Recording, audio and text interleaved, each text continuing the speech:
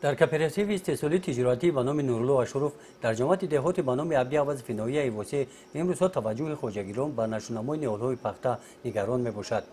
سال گذشته در همین شب و روز با گفت متخصصان در اکثر خواجگی‌ها از حرارت بلند گرمی هوا حاصل اول نهالهای پخته و مثل این گل‌ها که بعد مدت به کورک تبدیل می‌افتند ریخته نابود گشته بودند. در این خواجگی برای نگاه داشتن حاصل نهالهای پخته خواجگیداران سری وقت کارکرد بین قطاره‌ها را گذرانیدند.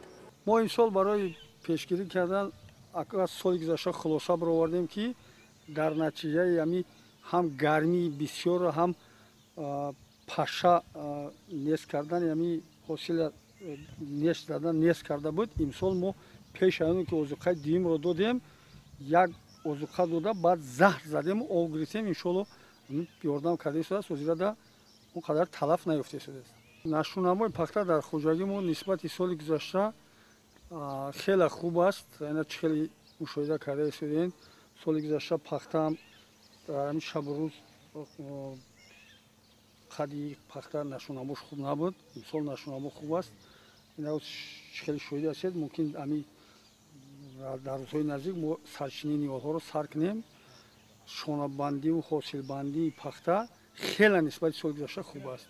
برای پیشگیری شانه‌پرتویی نهالهای پخته در کооپراتیو استحصالی به نام نورالله اشرف سری وقت آمادن زمین را مهم می‌شمارند. از حساب مبلغ‌های خواجگی در این ماه شبکه آبیاری را از خم تازه می‌کنند. با تازه کردن این شبکه آبیاری زمین‌های این خواجگی و زیاده از 600 هکتار زمین‌های پخته دیگر خواجگی‌ها اکنون آبیاری کرده می‌شوند. از سببی که پخته درآمدی خوب دارد و همین سبب خواجگی ما با همین پخته‌کاری مشغول است. خیلی که وزیر اوزوقه دیم داده شدیم و آبمونی دیم داده شدیم کارکردهای بین قطارها وقت ساعت قطعی کردیم و نشونمای پخته خوب است.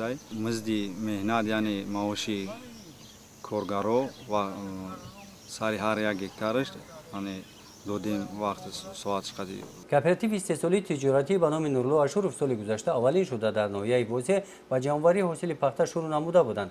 از روی نشونمای نهالهای پخته خواجگیداران باوری دارند که از جهت حاصلناکی پخته امسال به نتیجه بلند نائل می‌گردند. گزارش خواجه نظری از ناحیه بوسه برای برنامه اطلاعاتی نوید.